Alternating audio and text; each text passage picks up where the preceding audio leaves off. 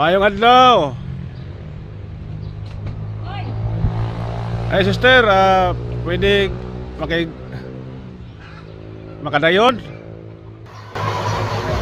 Pwede ba hatag ka na o kamay ka na panahon? Unsa man na siya, Brad, ka ng reliyon? Unsa man na siya? Siya kanang isang iyo lang pas mayong balita kanya sa Biblia o naman nagsugo sa Ginoo isang iyo mayong balita nato sa pagkadawhan. Kaya karon Nagkaroon para bukong buhat. Teka kung buhat, ang laba ko ba, pero ako sa lamang kagwaan mo sa imong tulog ba? Unya lang nabunom. Teka ka dyan mula po, Nunoy? Unya na lang na kayo. Total. Kariyo ito mo sa Brad. Oo. Ay, sige, arilin ko si Tiri. Salamat din siya na. Nya. Ito na yung kuya aning bar. Oo, hindi. Palagi na mo man, Brad. Pero, lingkod si Tiri, oh. Dari-dari. Mamman na sa. Grabe din siguro. Maliwag din ako ni Muhammad eh. Kaya magpawalang bagyo na. Wapadjod may ka bangon. Lingkod sa Brad, dari-dari. Saan siya, Brad? Ka lang sa 20 naman. Kuhan ka na na ay born again ni membro ko sa simbahan nga born again sister niya. Di pa ito mabiskot sa walaan kasulatan sister, magkilay na sa ta. Ako si Kuhan, Edgar Laugan. Ako din si Sister Eileen, Brad. Ilid, no? Nada ito sister, kananay, sa di pa ito mabiskot sa walaan kasulatan, pila mo na mo kabok na rin ang nagbuyo sa iyong balay. Kuhan Roman may tulo. Tulo. Asa mo yung bana? Nakay bana? Ang bana, trabaho.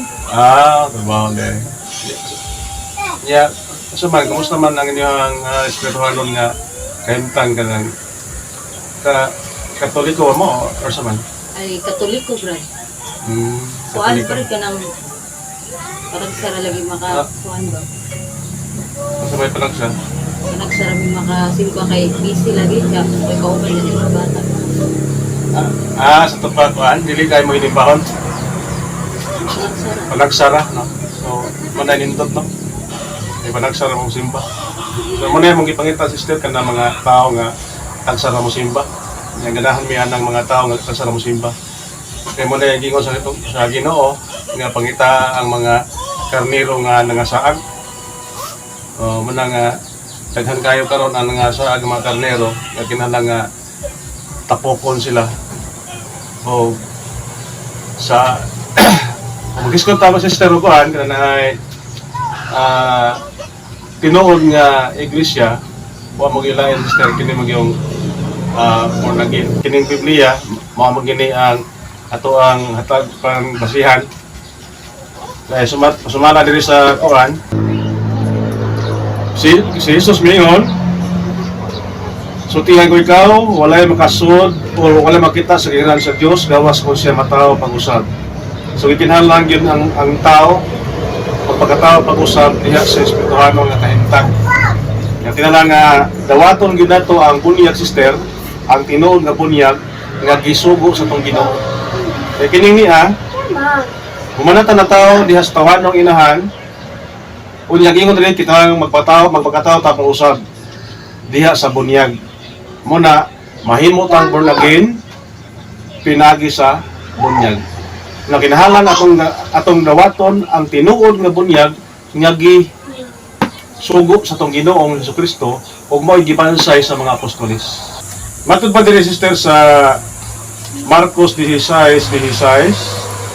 Giingon diri Marcos 16:16. Usa lagi ko ang mingon siya kanila, panglakaw kamo sa tibok kalibutan o isang iyaw kini mayong balita ngadto sa kang mga tao. Ang mutuo o magpabunyag, maluwas. Apan ang dili mutuo, silutan. So mao pa na ang imas tong Ginoo sister nga kinahanglan nga ang mga tao patuuhon o bunyagan. Karon, usa may gamiton nga formula sa bunyag, buhay lain. Kini giingon ni Pedro sa buhat 2:38. Sa may gingon rin, mingon si Pedro kanila, ang tagsa kaninyo kinahanglan maginulsol o magpabunyag sa ngalan ni Jesucristo aron pasaylo ninyo mga sala ug madawat ninyo ang gasa sa Dios nga mao ang Espiritu Santo. Kung sa lingon, bunyagan sa ngalan ni Jesucristo.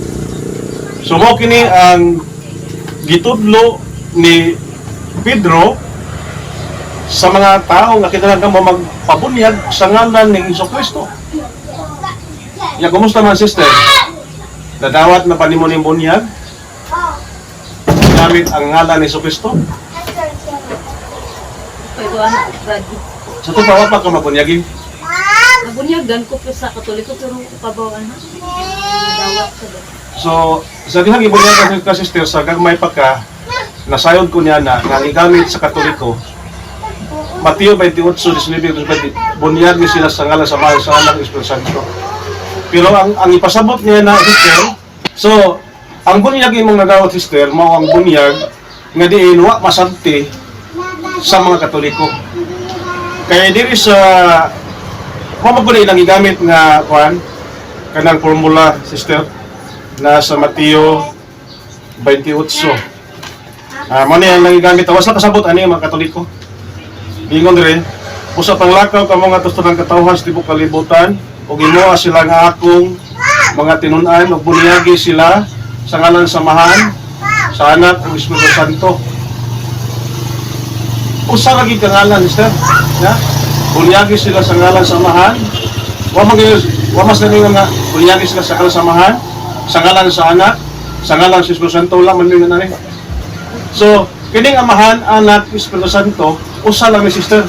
Usa ra pod ka persona. Oh. Kuna nga ang gamiton sa bunyag, one person sa ngalan ni Jesucristo. Nya naibaw naman ta si Kristo Dios. Unya si Kristo pod nga Dios nagpakatao. So, doon na siya kinaiya sa pagka-Dios o sa pagkatao.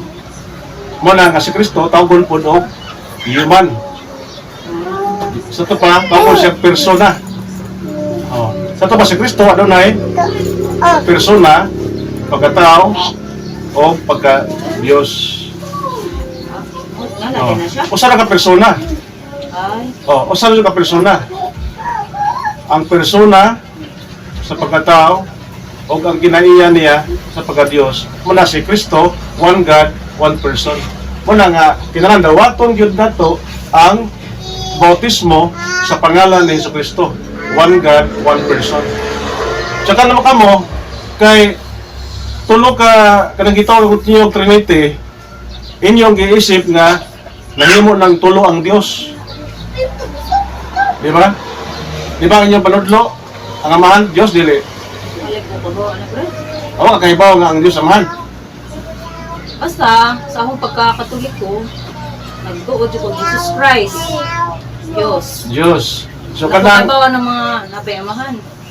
pero kanang Amahan para nimo Dios na. Sa teaching sa Katoliko, Opo kabaw. baka kaibaw lang ito. Basta kay Jesus Christ, Ginoo. So napasalamat ko nimo sister tuod anang imong pagaway kay balo. Oh. Wala nga ang imong libawan, Jesus Christ, Ginoo, Diyos. Ginoo Dios. So mo na kinahanglan dawaton nimo ang bunyag sa atong Ginoong Dios nga mao si Jesucristo. O pinagi nini mataw ka pag-usab. Born again ka na at ubangan sa Ginoo. O matud pa sa John 3:3 to 5, walay makasud sa kinahanglan sa Dios kung dili mataw pag-usab. Sa to pa ang gianak sa tao, o ang gianak sa espiritu. Busa nahimo ka ng anak sa Dios diha sa bunyag. Muna dawata sister ang tinuod nga bunyag. Aron ka mahimong born again. Ano ba? Kinahanglan din magpabunyag ko, Brad. Ginalagyan nga imong dawaton ang tinuod nga bunyag kay kanang bunyag sa Katoliko dili man na mao ang i-practice sa mga apostolis. Dili na mao ang i-practice sa mga apostolis. Kinahanglan dawaton nimo ang bunyag nga mao ang itudlo sa mga apostoles buhat 2:38.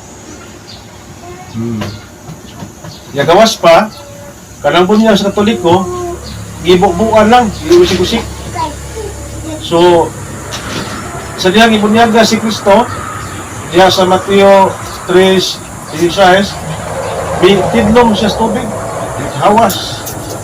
So, gi-immerse gyud siya. So, sayop lang gihapon. Gawas nga sayop ang formula, sayop pod ang ilahang paghimo sa matter kay ang tubig gi-sprinkling lang, dili pag tidlom. Dapat immersion ang gamiton. So, inana ang mga gitundo sa Katoliko. Daghan jud kayo magkasaypanan ning mga Katoliko, sister. Kaya, una-unaan na ni sister, kadili ka lang kung pungsod sa pagkaroon, basta kay dapat una-unaon nimo nga magpasakop jud ka sa tinuod nga grupo ni Kristo nga kanang mga born again. So, kung may sakop ka ng grupo ha, natural. Kaya gisaad man niya nga makasaka ka sa langit. Oo, di ba? Makasuod ka sa langit. So, gusto ka ba malangit, sister? Oo, tanan nun, Brad, gusto. Oo, kung gusto ka, daghan kayo nangandoy ka langit. Pero di sila ka baton og langit kung naa siya sa grupo nga anaa ang mga dili mga saktong mga pagtulunan, mga panunto, labi na pagsimpag mga Diyos-Diyos, daghan kayo sa Katoliko, sister. Mukaon sa gihalad sa mga Diyos-Diyos. So, kung hatagan ka nimo panahon, sister, nga makabalik pa din akong ihatag nimo ang daghan pang mga pagtulunan nga nga wala gitundo sa simbahan Katoliko. Naa sa Biblia tanan. Brad, anong, interesado mo kung kumaminaw. Yeah. Ano sa aman ta mga sister, mag-utro kuan. Ito lang magkuan og panahon nga mabalik ko diri. 100 ka ng 200 ka ng Sabado. Yeah, salamat kayo sister ha sa imong Sige, Brad. okay.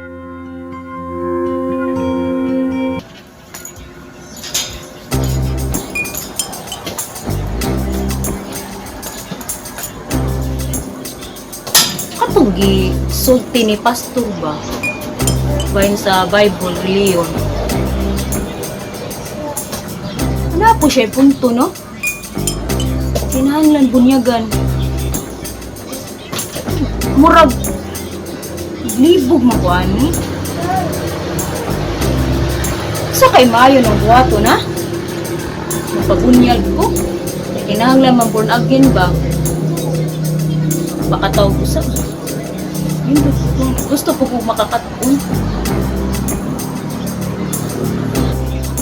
Unsa kay maayo ani ha? Na ako'y amigo nga active sa simbahan ba? Si FB ko siya. Unsa kay maayo nga magpatampag ko niya? No? Ay.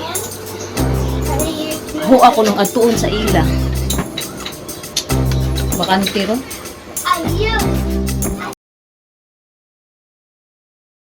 Ayan sister, kanang usa may kuan day kanang imuhang tuyo nga imo makong ipares yung balay. Brad, salamat kayo sa pag-ari nimo, Brad. Kanang ang akong tuyo, Brad, magpa-advise ko nimo ba kay naa mo gay pastor nga ni Ari diri. Ako jung isuwat, Brad. Kay ingon diri nga mo manigilitok sa pastor God. Mateo 28:19, Marcos 16:16, Buhat 2:38. Kaning Mateo 28:29 mura naghiskot siya sa matuod nga iglesia. Unya, Brad, kay nakadesisyon na ra ba kung kana bitang ibalhin kanang mapabunyag ba? Kay nindot gi-explain jud ni jag maayo kanang maayo jud pagkatudlo ba? Unang ako, Brad, naglibog ko. Unsa ba ni kanang magpa-advise ko nimo ko unsa ba ni ka hinuod kaning gisulti sa pastor. Tuo ba ko galibog lay ko, Brad. So man ni Brad. Kanang mga bersikulo ha. Oo, mao ni. Mao ni siya, Brad. So mo na ayaw jud kumpiyansa ha. Nagani mo sakas sa mga balay-balay, ayaw gyud kumpiyansa pagdawat labi na dili Katoliko. Kaya dili Katoliko ang ni ang ilang tuyo ana mao ra paglibog-libog, no. Liba na libog na kasi mo pagtuo, di ba? Oo, libog jud. Nya suman mura kag balhinon ka. Di lami jud kay sa Katoliko man gud ko ka-experience nga na mga Bible study. Ako kakuan ba murag lami jud to kay gipasabot jud nila ang Bible. Mo jud na awong nabag-o sa akong pagdungog ba. Mo to brad.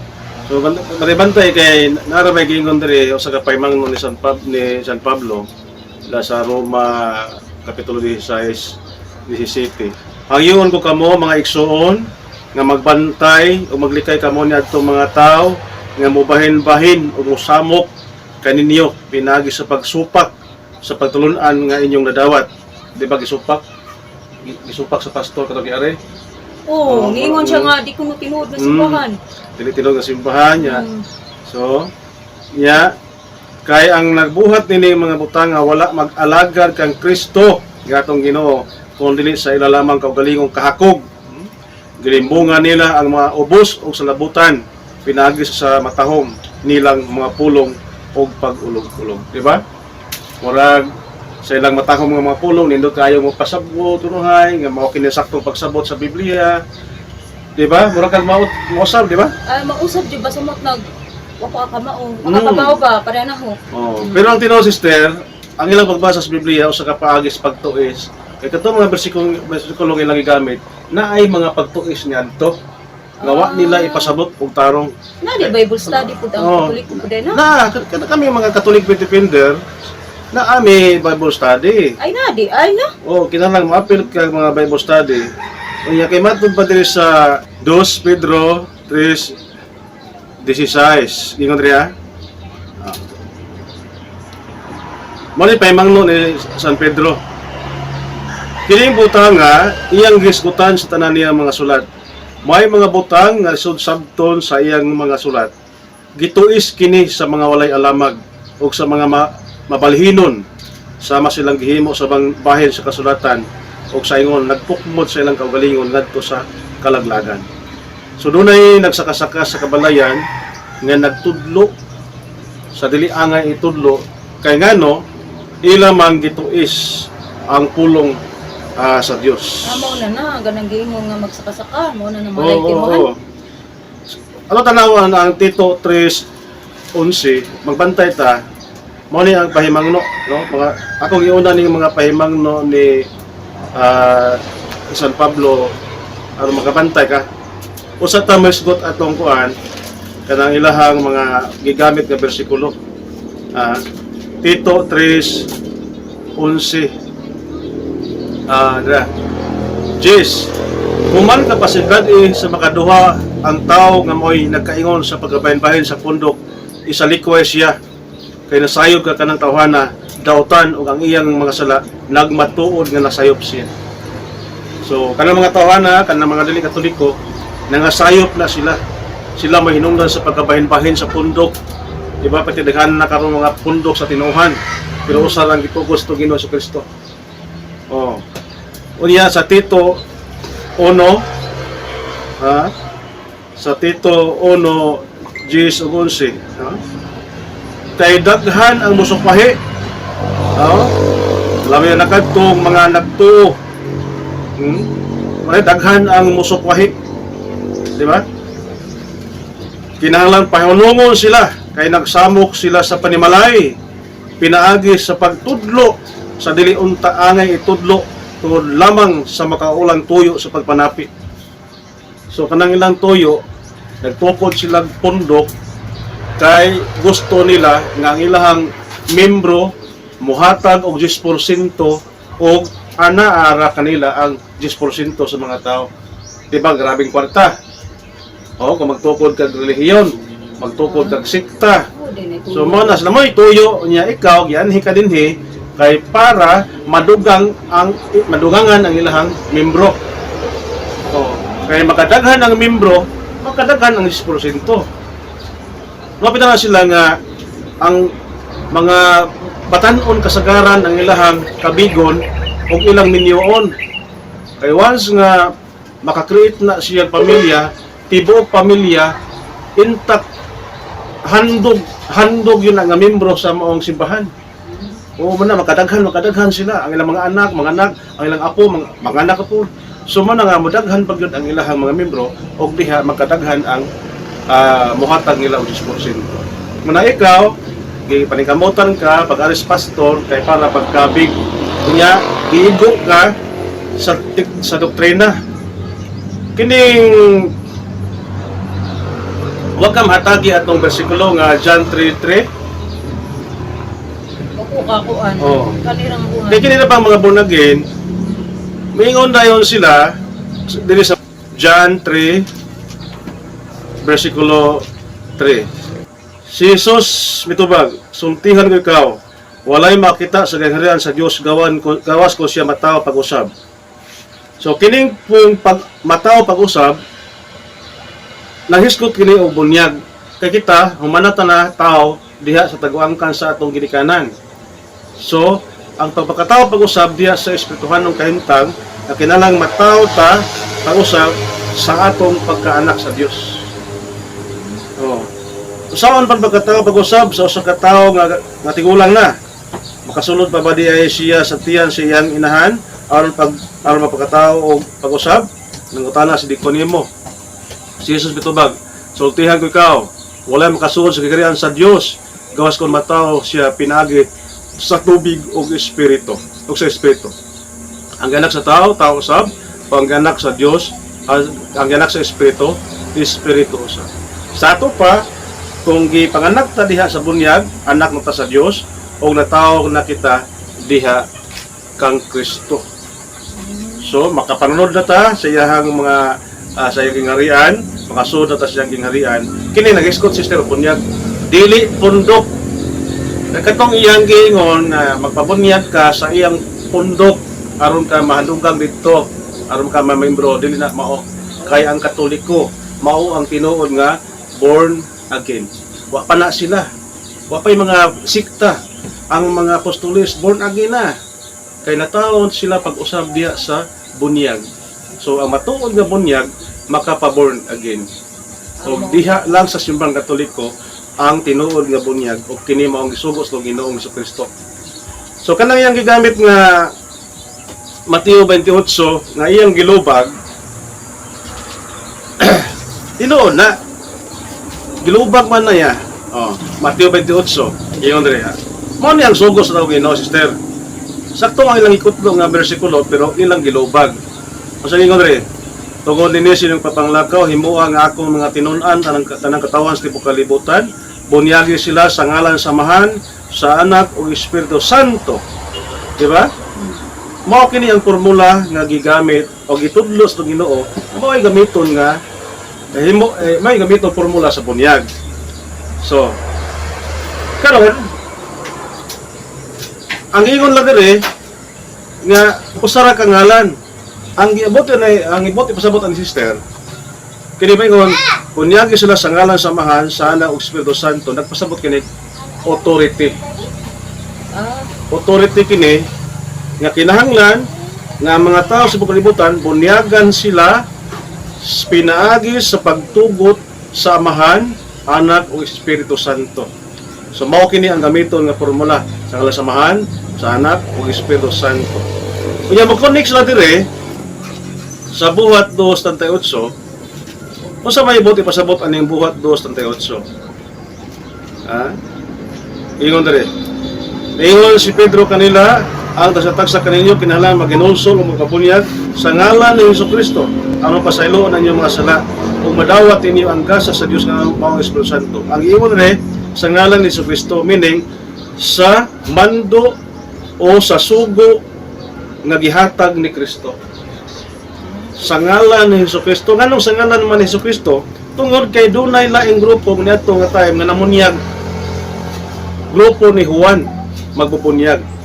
Manang gusto si Pablo nga ang tanan ng mga membro ni Juan magpupunyag magpabunyag sa grupo ni Jesus. Magpabunyag sa ngalan ni Jesus. Ayaw mo diha, ari mo kang Jesucristo pagpabunyag. So muna ang punto, sister. Ngayon ningon si San Pedro nga magpabunyag kamo sa ngalan ni Jesucristo kung nili adto ta magpabunyag sa gihatagan ni Kristo og authority. Ang simbahan nga Katoliko, sister. Muna nga gitugis na nila labi na sa mga inosente ilang tuition.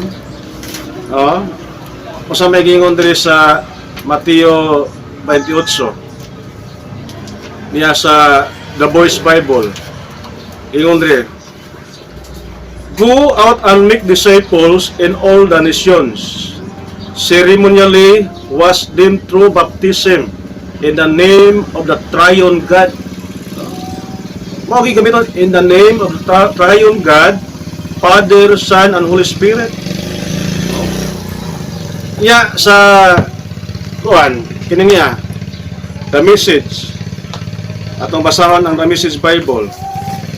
Kung sa may gingon diri sa Mateo 28:19, gingon diri, "Go out and train everyone you meet far and near in this way of life, marking them by baptism and the triple name."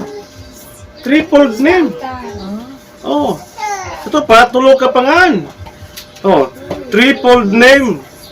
Father, Son, and Holy Spirit. Inya may man na sister nga usa lang ka pangalan. Kaya nga Amahan o Espiritu Santo maura si Kristo. Maura kuno si Kristo.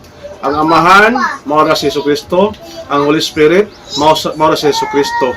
Busa bunya magpabunyag kamo. Pangalan lang ni Kristo. Kaya ang Amahan o Espiritu Santo usara na nga maura na. Kana pong maura ba?